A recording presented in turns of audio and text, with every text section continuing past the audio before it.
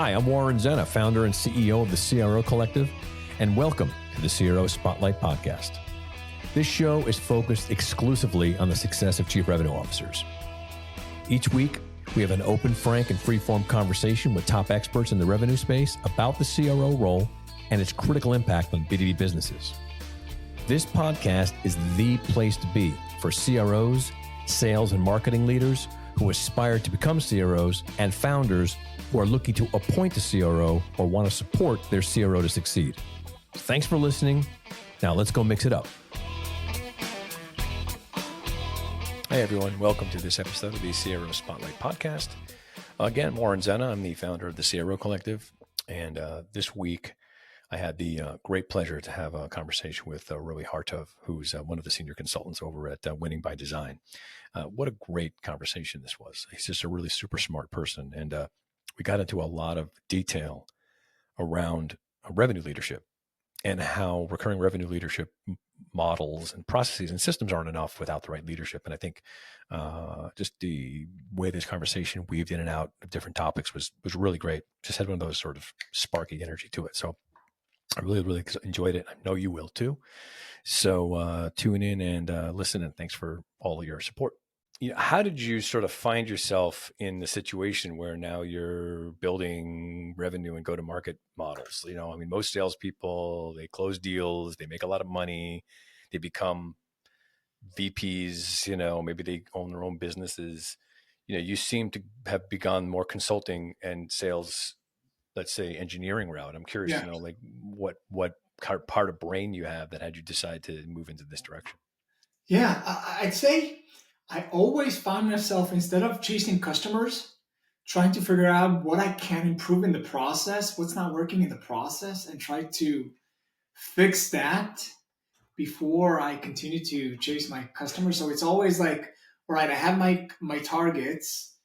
What do I need to do in order to achieve those targets? What can I improve? Or let's see how I can build. First of all, it was for myself as an individual contributor.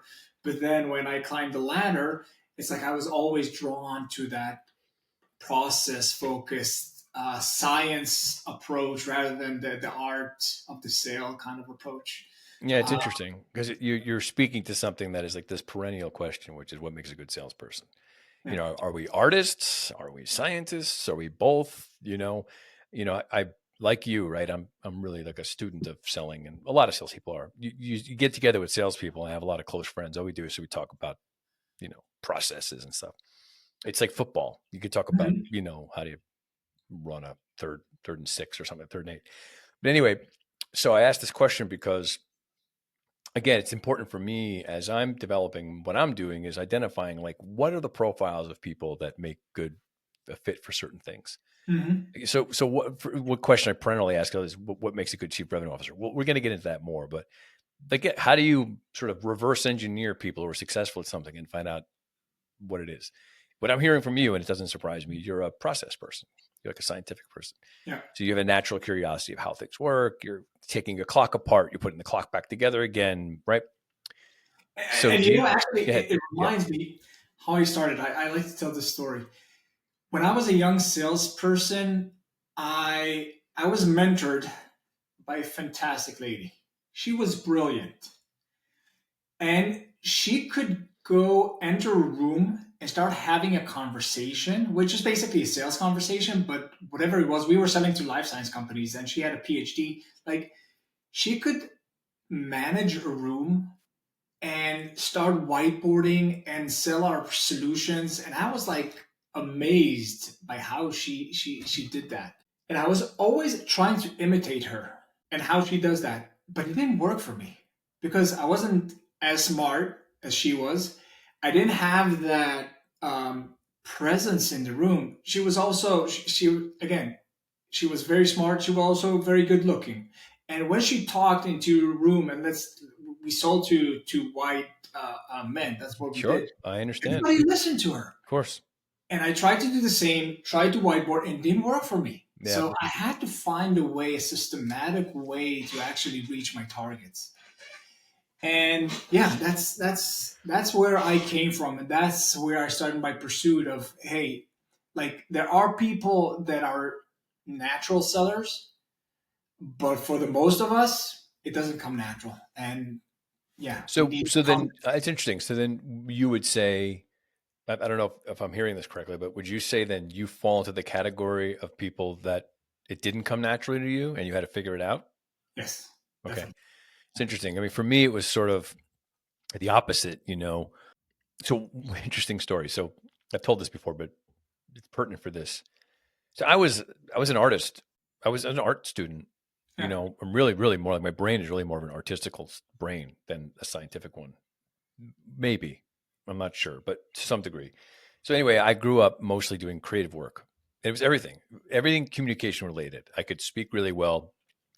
When I was really little, I could read from big, like very complicated. I remember I was reading, I think it was Moby Dick, which is a very difficult book, by the way. It's complicated the way it's written. I was reading it when I was like 3 or 4 years old. I can read the whole thing. Like I can stand up in front of a room and just read the whole book. I don't know why. I'm not the smartest person in the world, to be honest with you, but certain things I could do really well. And then I was also visually good. I could draw and I could paint and I could sculpt, but I can also sing and I can act. So I was doing all these things like that. So what happened was when I got out of school, I met this guy and I was in my mid 20s who was this incredible salesperson. Like you just described somebody, just this brilliant person who could just sort of convince people of things, And he saw, and it wasn't like I hadn't done sales. I did some. I was selling newspaper advertising. I think I was just naturally good at it. But what he said to me was, he was like, you could sell anything. I want you to sell some stuff for me. And I just did it. And I was successful at it. And then he took the skill that I had, or the talent that I had, and he turned it into a process.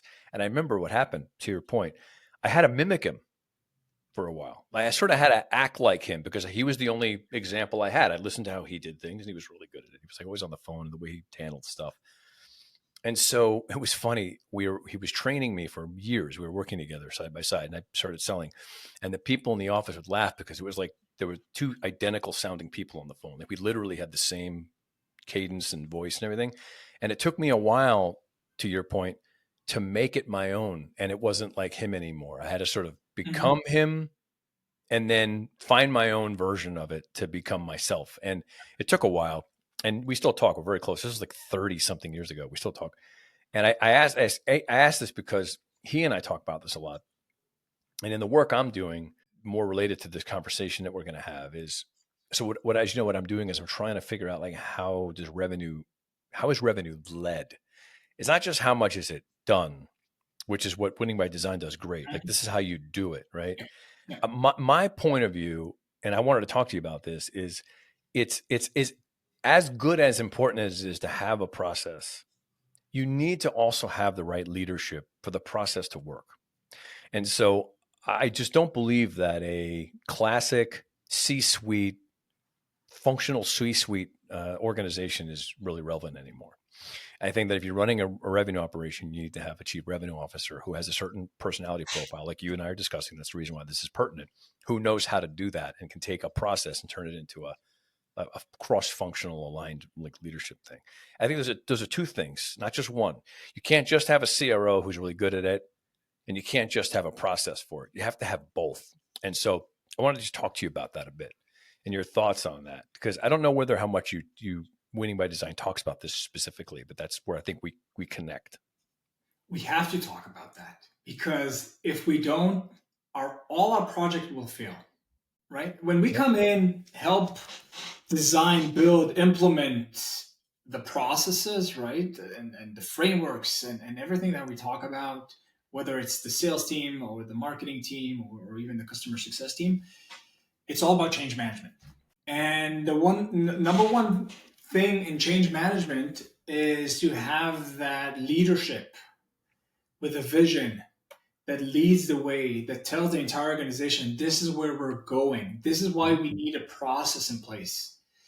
If we don't do that, and every time that we have a project that we do not have the buy-in from the CRO, from that leader, even CEO, even sometimes depending on the size of the company, like the board members, we work a lot with investors that come in and hey, work with Winning by Design. If we don't get that alignment, in a lot of cases, the project fails. So the number one thing, and again, a lot of the time, the people that come to us with a cry for help are the enablement people. hey, like, I was just, we just hired a bunch of people, or now we just let go of a bunch of people, and we need to keep the same momentum with half of the size of the team. Help us build a process to increase productivity. Let's Yep. say that's the case. So usually it's the enablement people. We insist to get to know or to get in front of the CROs before we start the project. Because again, if we don't have that leadership in place, we're doomed to fail. Yeah, well, we certainly agree there. And I would say that the impetus for my business was there's a general recognition of that. I mean, I think anybody would doubt that, we have so many books and so many stories about great leadership because it's true. But I think that it's not processed enough. It's almost like it sort of seems to always be like sort of an accident. Like, oh, we just happen to have this great leader who was amazing, and look what happened as a result. As opposed to it being like, well, we have to bake the cake that way. Like you have to have that. It's not like you hope and pray that the right person is in the job. No, Mm-hmm. you build the machine with that in mind. And I don't think that's happening. So here what I'm saying is okay, so you look at companies, look at track records success of the chief revenue officer role, and you see most of them fail for various reasons, many of which don't have anything to do with them. What I talk about a lot is, you can hire the best CRO in the world, and if the company isn't ready for one, it's doomed. It doesn't matter. And you'll blame the CRO anyway. You'll say you hired the wrong person. It's always the case too, right? Yeah, yeah. Organizations are really bad at taking responsibility for things, And so what I'm saying is, how do you look at that then? So if you know that, which we now agree, right, that leadership's critical, how do you include that in the way that you build your offering to people so that it becomes codified as a must-have, as opposed to, well, let's just hope and pray that this works out that way, sort of thing? Yeah. So it reminds me, I recently went to an event and I told Jocko, the founder of Winning by Design, that he ruined conferences for me. Because one of the things that he built this company around, hey, we don't have standards, we don't have principles, we don't have guidelines on how to build. You call it machine, we call it a revenue factory. How do you build that revenue factory? Like ISO 9000 kind of guidelines. We don't have that in our industry. It's all about, hey, I was successful in my previous company. I was able to do this and this and this. We don't know if it's due to their leadership, their knowledge, or they just had a great product or a great product market fit, whatever the reason is. But hey, I did this in this company, and that's why you guys should do the same thing, right? And I recently went to an event, and there was somebody that went on stage and said, hey, in order to be a successful company, you need to have your ACV between 30 to 50 and NRR above 120, because this is what worked for me in the past, and this is great numbers. Yeah, of course, but yeah, of course, I also want 120 NRR. That's great, but it's not always the case. Not, right. I'm selling to enterprise. It's much so. That's why I say, like, I told Jocko, you ruin conferences for me because I can't hear people that come in and say, hey, this is what worked for me in the past. That's the successful way. So. Yep. Success is a lousy teacher. It really is. Yeah. And you're right. So what I'm hearing a lot, and I appreciate this so much, is the feedback I get from a lot of people when I'm delivering the work I do is everybody wants, and I know they're important. I don't want to diminish the value of frameworks and roadmaps and diagnostics. They're important because you do need to have standards and processes by which to do things. You do, like anything. You and I know that. But they can't live in a vacuum. They have to live inside of a properly led structure so that they can thrive, and I sort of feel like I battle with the idea that people are very tactically driven. And the reason is because they're symptomatically driven. So, and I talk about, again, this is sort of beating a dead horse a bit, but you go to the doctor because something hurts. And, you obviously point to the part of your body that hurts and you want that fixed. There's no question that makes perfect sense. Doctors, good ones, think more holistically and they know that this is connected to this, right? Mm-hmm. So what I'm saying is I think that when people are looking for help, they're reaching out for, give me a piece of paper that has a formula. And if I use that formula, it'll get me out of my situation. And I think you're obviously nodding your head in the way we're talking. You agree with me that you and I both sort of have this sort of red pilled moment where we're like, it's really not the problem. I could probably figure out there's probably other things going on in your company that are actually really going on that you have to do that. And they don't want to. So here's the question. How do you deal with the issues related to, let's call it short-termism or symptomatic approaches to solving problems when you and I both know it's more holistic and more endemic? How do you switch an organization to look at things deeper so that they take the action they need to take to really solve the problems that we know they have? Yeah. So great question. We start most of our engagement with some sort of analysis or diagnostic of the situation. And we spend a lot of time in the beginning trying to understand or differentiate between the root causes and the symptoms. Only then we can start really addressing the problems, right? Like win rates. Is win rate a symptom or like the root cause? Usually it's a symptom of the root cause, and then we need to find out what's the real cause of that win rate. So there's a lot of work around trying to identify the root causes. Yep. Then there's a lot of discussions on, first of all, do we all agree that these are the problems that we have? Let's now try to prioritize them. Like, of course, we want to do everything, but we can't. And you talked about usually the CROs are the first ones to go. We know that the average tenure of a CRO is 18 months, right? Yep, that's right. And if you don't identify the areas or come up with a plan in the first 4 to 6 months, with the average sales cycles that we're currently experiencing, like you need to put, as soon as you come on board, you need to start plowing and identifying or coming up with a plan in order to move that organization forward. So that's here's great. I mean, you and I are on the complete same diagnosis. I do the same exact thing. So I'll ask you this because I'm interested in how you handle this. So the way you just described, you're right, of course. That if you bring on a chief revenue officer who's responsible for running this whole, let's call it factory, if you want to call it that, it's fine. You're right. I mean, the first thing that CRO needs to do is start the process of investigating what's going on so that the CRO knows exactly what it is they're supposed to fix. Mm-hmm. But the problem is, and this, is that the four things I talk about the CROs need to have when they start is they need to have the proper authority, the proper autonomy, the proper resources, and the most important one is the proper amount of runway. The runway they never get. They don't get that because the cycles are too fast. The way companies are being financed is quick.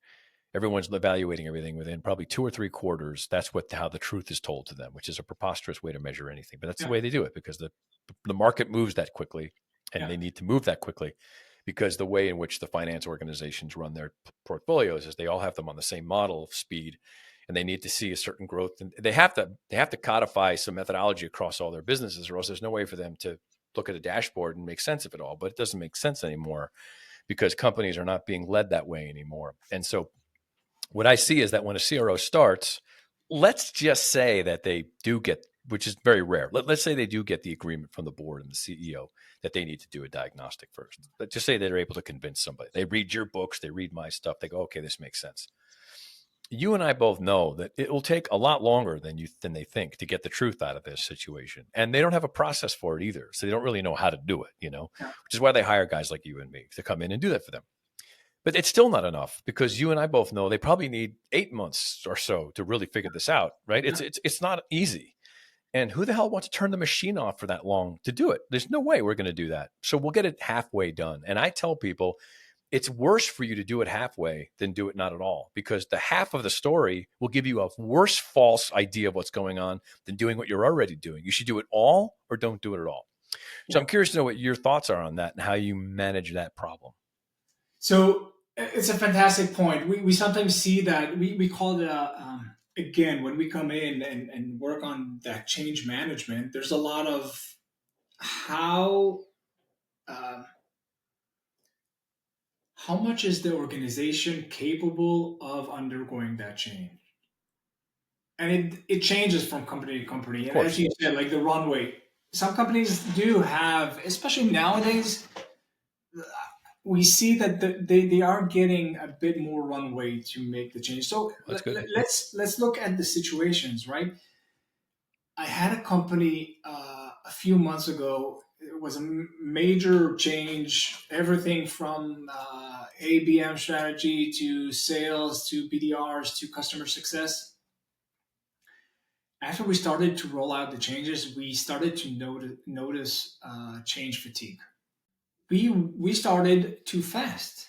Like again, we had a great partner, the CRO. Yeah, guys, let's go. Every month we're going to change. We're going to focus everything in parallel. So you guys work on the CS, you guys work on the BDR team, marketing, account based marketing. We changed too much. So I think it changes from company to company. And unfortunately, I don't know. Tell me if you have figured this out, but we haven't.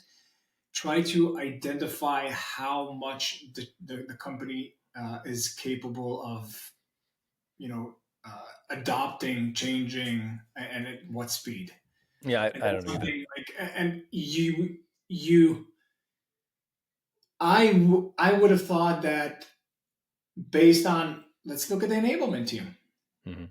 I worked a year ago. I worked with a company. They had like 60 between RevOps, enablement, trainers, etc. They had like 60 people.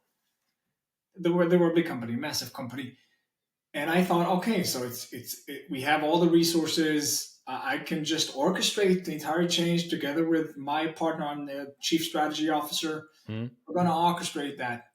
It didn't work. Right, so there's no like, yeah, the more Yeah. mature the company is, the more change it can absorb. Unfortunately, there's no. We haven't figured. I haven't figured out. Yeah, I don't know if there is a way to do it. And you just pointed out something in your description that is a factor that I want to talk about. And that is what I call, not I call, but what I refer to or I'm referencing is the operational complexity of the business, right? So Yeah, you just talked about 60 enablement people. That's a big company. If you have 60 enablement people, you can talk in order to support whoever they're supporting, they have to have a lot of people or you wouldn't have 60 of them. So you yeah, just described a company just by that one metric that's pretty advanced. They're probably pretty far into their growth. I'm intentionally, for all intents and purposes, working with companies that are a little bit of an earlier stage, so that the operational complexity is more manageable. So there's a couple of reasons. So if I just my thought, and I know you guys work in a different, let's call it market segment than I do for various reasons. There's probably just a better business. I mean, those companies have bigger budgets and they can spend more money. I get that, but there's also a lot more to work with, et cetera, et cetera. And I've had a lot of conversation with people from your company about this. By the way, we've had really good conversations about this. But my thought was let's say like the entry point where the medicine should be put into the system, right or wrong, is if a company is at around, let's say 20 to 50 million in revenues, there's enough complexity there where the problems you and I are talking about exist. There's no question that they're feeling those things, but it's early enough that you could identify when change makes an impact because the company's small enough that something's going to move the needle enough to go, wow, this really helped us.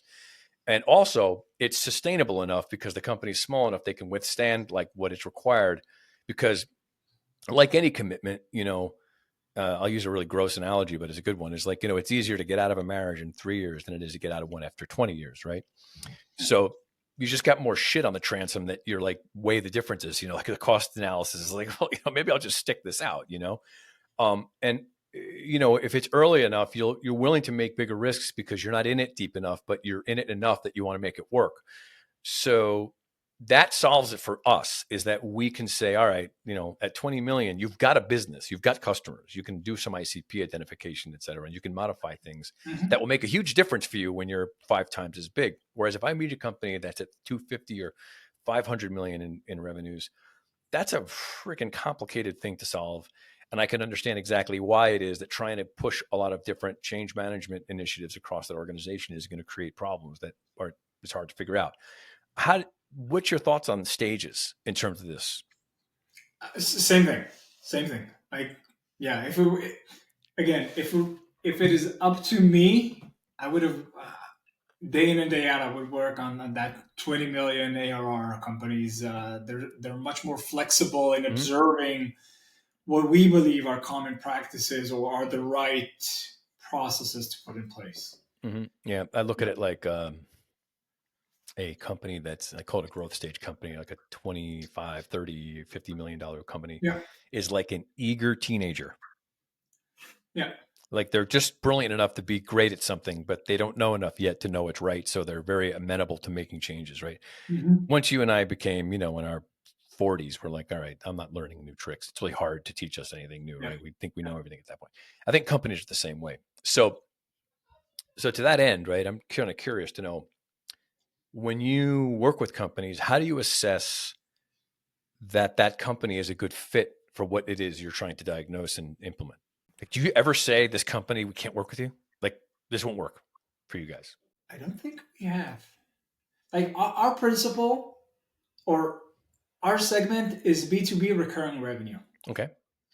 And what Jocko, the founder, has built along the years are different frameworks that we can use depending on for us, it's the use cases or what is the company actually doing? Which segment are they selling to? What is their ACV? And we have models that I think, I'm not talking about edge cases, but to most cases, we are able to create the same processes. I don't mean to say that all our projects are successful, Mm-hmm. but I think we have some strong frameworks and processes that can cover most of recurring revenue businesses out there. Right. You've kicked enough tires in that segment that pretty much what's going to work or what's not going to work at this Yeah. point. Mm-hmm. Yeah. And there are some principles that you can use. And again, we're talking about the processes or Yep. but for example, in recurring revenue businesses, it's all about impact. It's all about recurring impact. And that goes a long way. What exactly do I mean by recurring impact? If customers are not getting impact, they will churn. Yep. And the entire organization needs to start thinking along that line.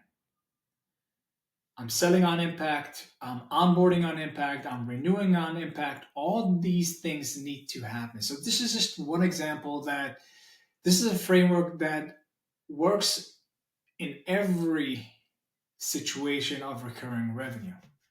So yeah, I haven't thought about that. It's an interesting topic, right? Because I have a certain, and there isn't a science to it, but I have a onboarding process where I speak. The founder or the CEO is my client, ultimately, the Yeah. decision maker. So I'm talking to this person, and as per our earlier part of the conversation, I first want to find out that they have the kind of right mentality where they know that this is a systemic problem and they're not trying to solve tactical problems, or that they're open to being convinced of that, right? And I look for the degree to which they're persuasive around that. If it takes a lot of arm twisting, it's probably not a good fit, because if I have to twist their arms that much on something that I think is so apparent, then it's going to be twisting my arms on other things. So I probably don't. So it's a mindset, if I might say. But the other part of it too is just, what's their appetite for change? Are they really willing to look at the business differently? And if they are willing to look at the business differently, are the other constraints that they have in support of it? So, for example, let's say the CEO or the founder is like, yeah, this makes sense. That's why I reached out to you. You told me, yeah, I want to do this, but my board will never let me. Yeah. Right. So there's a constraint there. So I see that's a leadership problem. I don't see that as a functional problem. It's like, well, why are you agreeing to it then? Like, you're the CEO of the company. Like, deal with that. Like, do you need help in communicating to your board differently? Because that's what's going to solve this problem, not anything else. And so sometimes it's just that. It's like, oh, wow, I didn't come equipped with the right conversation or the right evidence to make my board understand what I'm trying to do. And I was afraid, or, whatever. I didn't want to rock the boat, a lot of things. And these are leadership things. This has nothing to do with anything. We haven't got the process yet at all. And I just know that until that stuff's figured out, doesn't matter what medicine I give this person, it's not going to work. So those are the ways that I first do my diagnosis. Is if I know that those things aren't going to happen, what'll happen is, just like you, is I'll end up failing. I won't help this company, and then I'll look like my company was a waste of money, and I don't want that to happen. So I'm very quick to first look at that part of it. And then the second part also is what kind of business they have. Now, in my case, just so comparatively, I look at all businesses, B2B businesses, as having similar problems. Clearly, I know for sure that the recurring revenue businesses, or we'll call them SaaS businesses, have a specific type of problem because of the nature of the way in which they capitalize. But I would also say, though, a lot of my clients are service businesses or maybe service plus, right? Mm-hmm. They have longer sales cycles, but they still have the same problems. I mean, they still have alignment issues and process issues, right? So what was the, I know it's not your company, but you probably know this, what was the philosophical decision? What drove the reason to stay within recurring revenue businesses as opposed to moving outside of them, other B2B companies that may benefit from the same processes that you guys offer? So just because there's that recurring revenue part and what it implies and what a company needs to build, mostly around that recurring impact and Right. how to achieve that, that's the main theme of all the things that Jocko, the Okay. founder, has built. I understand. But to your point, I want to go back to what you said. It's interesting because your customer is the CRO. Well, Our customer, sort of. Just if you don't mind, I'll be. It's a good point, brother. Let me be clear. yeah, The I use the same word in a different way, but the person who's most impacted by the work we do is the CRO. all But the right, customer is the person who hires the CRO. And the reason is because I view the CRO, as we already said earlier in the conversation, as an agent of something that's supposed to yeah, happen, right? yeah, But that CRO can't do it without the agent being supported properly. So, yes, the CRO is my customer in that the CRO needs all sorts of things like help and tools mm-hmm. and things to execute, but I'm doing it because the CEO or the founder made an investment in someone whom they feel would be able to fulfill on the company's revenue goals. So the CEO really is my customer because ultimately, if you look at all the little metrics I'm talking about, if Mm-hmm. the CEO knows that CROs only last 18 months and they don't work out a lot, well, then I have to fix that problem for that person. That person has to last 3 or 4 years. That's one. Yeah. Number two is the person also has to fulfill on the risk that the CEO is taking on this person. I'm about to spend Mm-hmm. $500,000 or more on this person. Yeah. I'm hanging another probably double the revenue on this person's shoulders. So much is riding on this hire that yes, I'm working with the CRO to execute something, but the CEO is the one who's really most at risk and needs our help. So basically, it's sort of like I'm really working for the founder of the company. Yeah. So our approach is different, or it makes me think that our customer is the company as a whole, Got it. right? So, for example, if on Friday we had a sales call with a company that is considering working with us, um, we had the CRO, the CEO, and the CFO, Mm. right? And that's a very high, Yeah. it's an executive level kind of a Yep. conversation. Eventually, we'll talk to additional stakeholders within the company. Mm-hmm. But yeah, like our customers, the company, we're taking the company into that transformation or implementing, designing something new for the entire company as a whole. Of Yep. course, the main stakeholder is the CRO, Yes. but we see that as a It's interesting. We obviously we work with all those people, but because the company's at a different stage, it's a little more like we can focus on most of the leadership team. They're very hands-on at that point still. But it's interesting to me because, I think that I view as per the earlier part of our conversation, the world in a way that the most appropriate leader for building a revenue machine or factory or engine is going to be someone who has the capabilities of understanding all the pieces that are involved in running a revenue operation. And it's probably going to be a chief revenue officer whom has a view across the whole business and reports yeah. into a CEO and can speak to the board, right? So to that end, I mean, how many of your clients fulfill on that particular model? Do you find that's one that's being adopted more now, or do you find more CROs are just running sales? Just running sales. That's interesting. Unfortunately, that's still the case. And of course, one of the things that we're trying to promote is that complete view of the customer journey from when it is handed over from marketing all the way to renewal and expansion, and having that mindset that, again, coming back to what I keep on saying, recurring revenue is a result of recurring impact that takes place outside or beyond post sales, right? Yep. That takes place. So what we believe in a recurring revenue business as CRO should have that exactly, like not focusing just on acquisition, which is sales, but Yep. looking at the entire customer journey, retention, expansion as well. Sure. Well, we're obviously clearly aligned there. And, I found that I started this business just close to 5 years ago.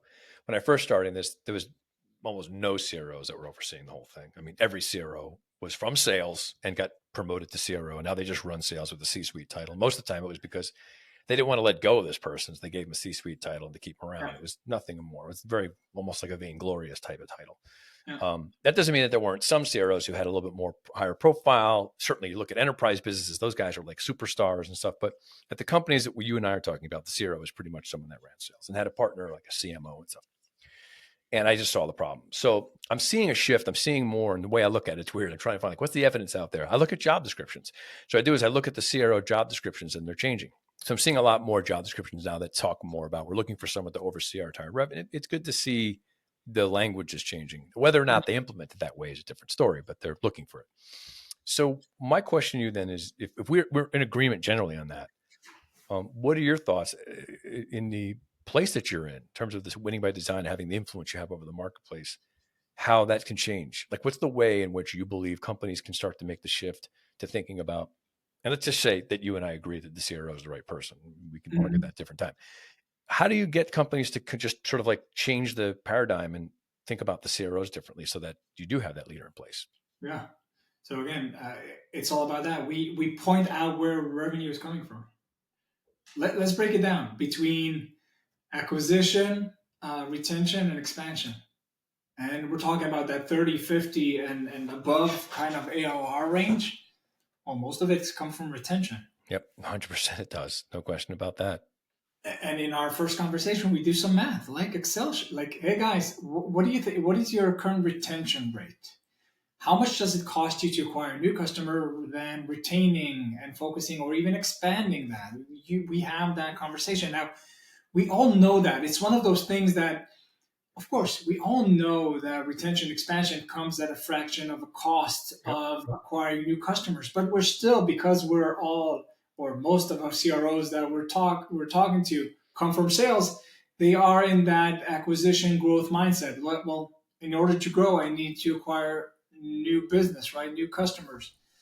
But when you look at the numbers and tell them, hey, if we focus on just improving retention by 2, 3, 5%, look at how much the upside will be in the first, second, and third year from now. Don't you want to focus your efforts on there? So once we have that conversation, in a lot of cases, again, we start to see that light bulb. Okay, yeah, and I understand what you're talking to, what you're referring to. And then we build a plan. Okay, let's see how we can focus on the right side as well. Yeah. We're not neglecting completely the acquisition. No, of course not. No, you need to fill the funnel, but you have to balance things out more so that you're accommodating where the obvious financial benefits are. And I would agree. You said something that's important. And how much of the stuff I deal with on a day-to-day basis is no one argues with me. I don't have anybody to say I'm wrong. Yeah. It's not like I'm out of my mind or you're out. I mean, we're obviously making sense, but knowing something is right isn't enough. People still do things a different way anyway, and I've diagnosed it. Certainly, it's emotional. So there's a couple things. So yes, no one would argue the fact that we'd love to keep all of our customers and grow them because it would be a lot more profitable for us to do that. But yet we put all this emphasis and money on new acquisitions. We're spending all this money on advertising and marketing and things to acquire new customers. A lot of times that comes from either A, fear. I don't believe in our product enough. I'm going to lose my customers. So I've got to have more in the pipeline. It'll just make me sleep better at night if I know I've got more people signing up. So there's an emotional component to it. And the other part of it too is that's how we're being incentivized. Like we were given some money by a PE or a VC backed company, and that's what they want us to do. They told us that that's how they want us to spend the money. So we're going to do it because I want that money. So they're being managed that way. And when they're managed that way, they can sort of abdicate their responsibility and say, well, that's just how we're being told to do things. So we're going to do it that way. I don't know. They're the experts. They run company all the time, which is lazy. And as opposed to thinking like, well, why do they do it all the time? It doesn't cost them anything because they know that if 3 of their companies in their portfolio hits the mark, they make their number that year. They don't give a crap about us specifically. So it's a different sort of focus. So what I'm seeing is that I think the shift is occurring. I think the pandemic and other downturns in the marketplace have sort of helped to, push these ideas because the other ones just don't work anymore. Practically don't work anymore. my question again for you is, if we know this, do you think that the shift that's occurring in the market, I guess, A, the first question is, do you see that shift? And B, if you do agree, do you think it's going to stick? Or is this just temporary when all of a sudden money comes back and the interest rates go down, or there's more money floating around, people go back to the same old habits they used to have? Yeah, fantastic. A few points here. First of all, before I answer the question, one of the my tricks to see if a company has the right mindset, meaning if the CRO and the organization is thinking of where the revenue is coming from, or are we all on acquisition, is looking at the compensation model of the sellers. One of the first things we do is look at the compensation model. Yep. Yeah. Why are they being incentivized? Yep. If it's 100% on dollars, right, revenue coming from that initial contract, of course, you understand that, yeah, they don't really adhere to what we believe is recurring revenue. Again, takes place outside of the or post sale. You're also talking about what I like to talk about is the paradox that VCs, which in a lot of cases there are majority shareholders, all of them together, the investors in the board, they are defining the trajectory, and their business model, you call them financial model or financial people, their business model is different than what is necessarily, or in a lot of cases, the business model of the company. For them, let's increase the valuation, right? That's our business. We want to sell as fast and as high as possible. You have two competing business models sometimes. Yeah. It's a really strange arrangement, And in the good old days, the founders, like the shareholders from the company, well, if I exit faster, I'm good. Like I take the company public, and I'm all taking the checks to the bank. I don't care. Exactly. I mean, this is weird part of the SaaS business, which is interesting for me because, it's this weird insidious thing. The business is a very good model. It obviously has made a lot of people a lot of money, but billions and billions of dollars floating around because of this business model. And it's been perfected over time because of that. And not necessarily because of the value it gives to people, but because it's a good business model. It makes money fast. It makes it on a recurring basis. Recurring revenue is also a very emotional thing too, because if I know money is recurring, I feel better going to sleep at night. Everybody wants to know that anything they're benefiting from is going to keep coming. Predictably, right? People want predictability. They want consistency. They want reliability. They want something like that. SaaS businesses provide that. And I think as a result of the business model being so successful, the success of the model has created a industry of businesses that are designed for the businesses to win, but not the customers to win. And I think that that's a problem. So a big part of what we're trying to make clear, and I'll get into some other time with you, we built our own framework in which the customer is at the center. And the reason is, and I'll end with this, I want to kind of get your thoughts on this. It's sort of like a little analogy I use. I mentioned before about the eager teenager, right? So when you look at, I don't know, are you married? Do you have kids? Yeah. Okay. Great. But not teenagers. That's fine. So even better from my analogy. Okay. Right. So I do too. I bet mine are growing up. But when you're first dating your significant other, it's a very self-indulgent sort of a time frame. I mean, you're enjoying each other, you love each other's company, and you do all these crazy things. You travel around, you do nutty stuff. I mean, you look back at your relationship first started. It's like we would never do any of that crap now. But you had a good time, and the reason was because that was it. It was all about just the fulfillment you got from each other. And all of a sudden, you have kids, and all of a sudden, every single one of your lifestyle changes. Right? You move because the schools are better somewhere else. You change the way you shop because the food is better for the kids. You may stop doing certain things because they're not good for the kids. All the priorities change. And the reason is because the kids become more important than your fulfillment, right? The kids become the center of your decision-making. And I would say your customers are your kids. Your customers should be the same. You should make all the decisions in the company based on how the customers feel about it, not how you do. And unfortunately, that's not the way most companies are operating, right? They're still operating like they're still dating as opposed to like the customers are important. So I think that we're trying to make an environment where how is the customer affected by every decision you make? If you're trying to retain more customers, you're probably going to try to make them happier. Yeah. Right? Yeah. So what are we doing to do that? How is everything we're doing around making everybody, like you said, impact them sooner or better so that now the outcome may be that they renew, which is fine. That's a metric, but it's because they're happy that they did it. Right. So if you can hold that context, then I think the company will completely operate differently. Everyone will ask different questions, right? But I'm just not seeing, and I'm sure you agree, not seeing that. Most of the time they're run like, well, how can we just make more money? How can we turn this thing around faster? And I think that's the conflict we're in the middle of right now in our business. I do. I think we're at the point where the revenue, let's say sales or acquisition focused businesses are losing their meaning. And I think customers have been cannibalized to the point where they're feeling sort of exploited. Like, how many times have you bought a product when it first came out where you felt like you're the most important person in the world by this company? Now you're a year or two in, you feel like you can't even get them on the phone. It feels like a bait and switch. It's because you really were important for them at that stage in your life cycle with them, because that's when they needed you most. They just don't need you anymore now. And I think that that's the way I think the shift is taking place, that customers are sort of rebelling, and they're not doing it by, picketing and, with pitchforks and stuff. They're just not buying stuff as much anymore. Right. They're being more discerning, and they're harder to sell to. And so I think that's a good thing.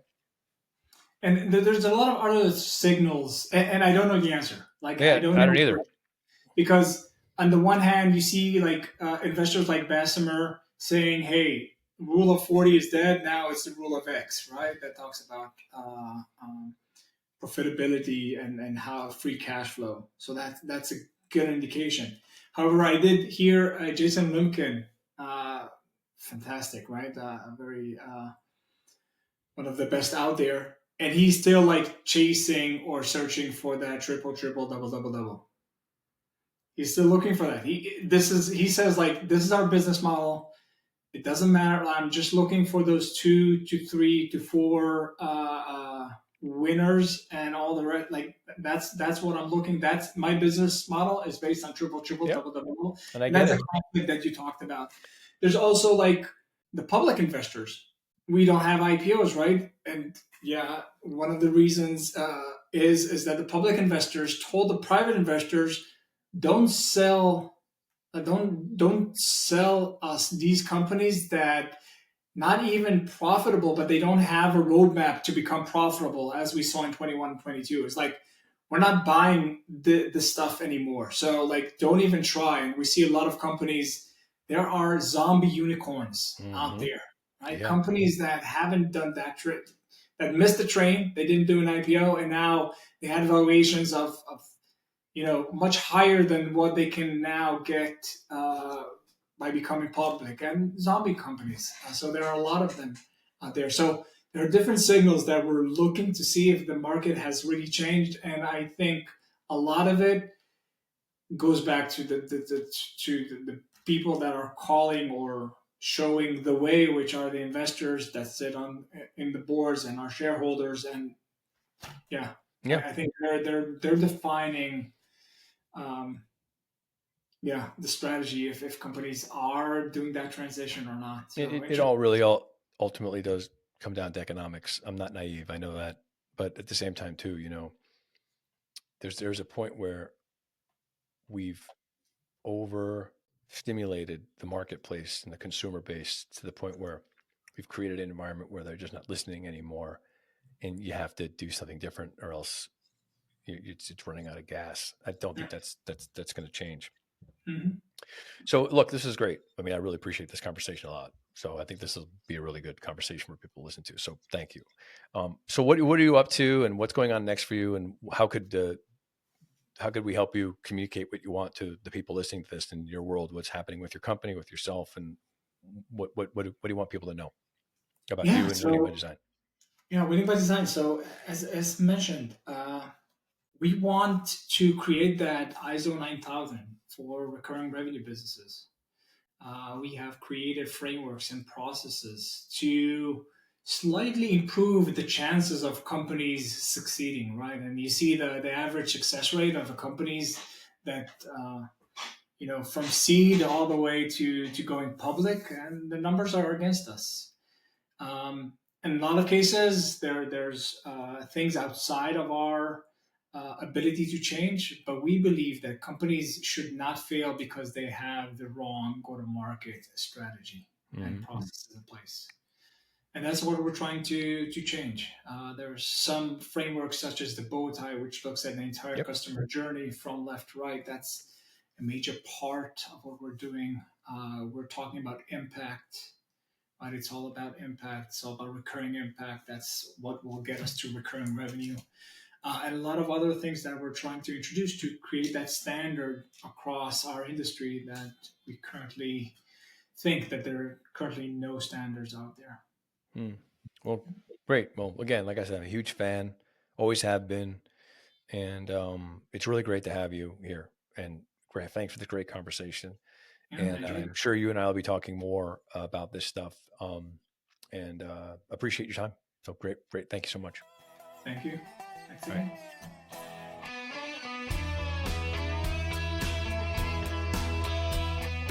Thank you for listening to the CRO Spotlight podcast. The CRO Collective's mission is to help CROs succeed and help founders and CEOs build CRO-ready organizations. You can find out more information about our services at thecrocollective.com. That's thecrocollective.com. And we look forward to having you join us next time.